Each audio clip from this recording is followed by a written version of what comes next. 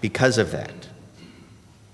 It's a topic that is fraught with nuance, emotion, and real consequences.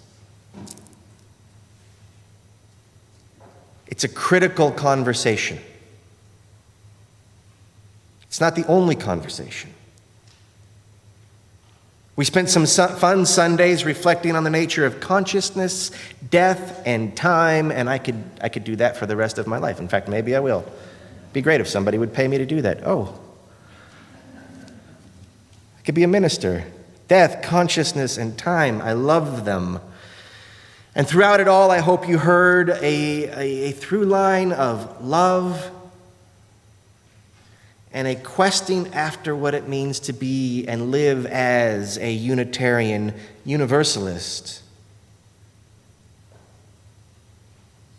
And then we said goodbye to Janet last summer together,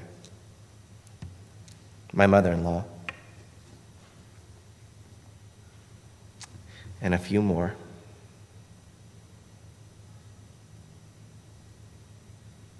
And then of late, I've been deeply impressed by the understanding and implications of interbeing and its salvific possibilities, especially at this do or die moment for our country, our species, and possibly our planet. Community, salvation, weirdness, practice, racism, consciousness, love. I am of thee, you are of me. Those are the weeds through which we walked together. I hope it has served you to do so. And now we part. Our futures diverge, but the echoes of our time together will continue to reverberate in all of us. So what does the future hold? It holds so much promise. MVUU, this congregation, is poised to move into a new facility once it's found. It's only a matter of time. The bones of this congregation are really strong. Last week, we had a congregational meeting wherein there was some passionate conversation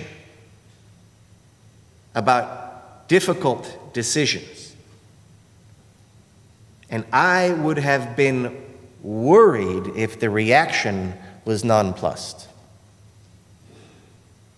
Clearly, you all care about the congregation.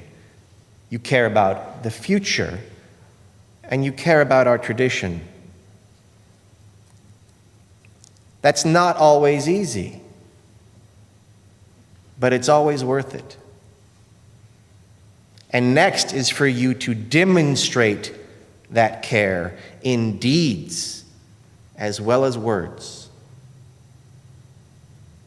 And because you have good bones, or not bones maybe, but hearts, because you have good, loving hearts, I have no doubt that you will demonstrate exactly that. Your hearts and bones allow you to carry on in ever deeper commitment when the inevitable kerfuffles of humans in community arise. I've seen that many times. That is the magic of religious community and congregational life. And it's most needed and most evident in times of stress.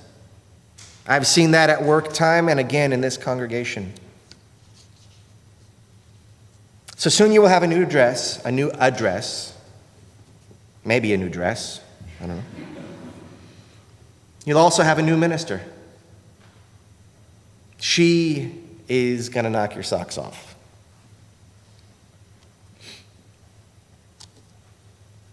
If it's in the winter. If it's in the summer, you guys don't wear socks, so. But she'll get here in the fall. Wear socks when she gets here. That's what I'm saying. She's going to knock your socks off. She's fabulous. And she's going to bring some enthusiasm and energy and integrity and invigoration to this congregation. And do yourselves a favor. Hear all of that as a call. I am really, truly excited for the next phase of ministry that you all will engage in at Mountain Vista UU. I believe it is just what the doctor ordered. One other thing that I would invite you to consider, I think it's time to find a new time. If I were remaining here, and this isn't my work now, I'm probably trotting on ground that's better left for others to work over, but if I were remaining here, I would be talking to leadership about exploring other venues. It's kind of a bummer, but I think it's time. I resisted doing that for a while because between our prior 2 moves and my sabbatical, there was enough change going on. I didn't want to give you all whiplash. But it cannot be denied that the 1 p.m. start time is a challenge. It's really difficult for families.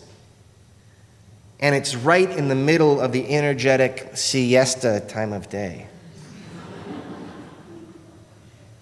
So I would urge you all to consider setting a date, and if a home has not been found by that date, I would start looking for a new venue on Sundays. This place has served us really well, but it comes with some challenges that I think you all are ready to meet by losing them.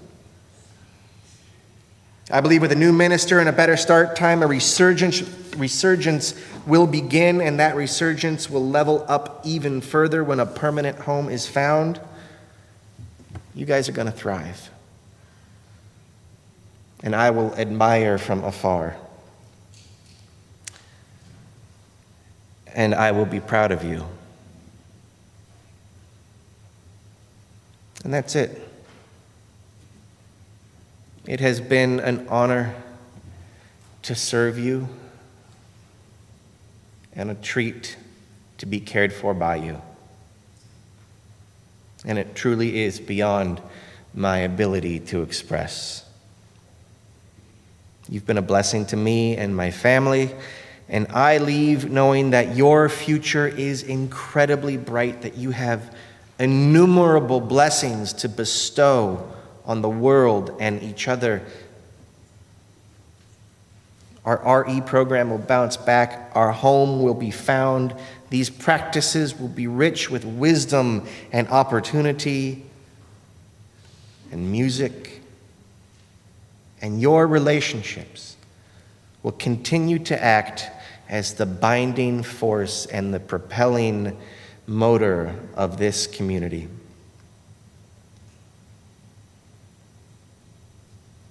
And though I leave, it does not take away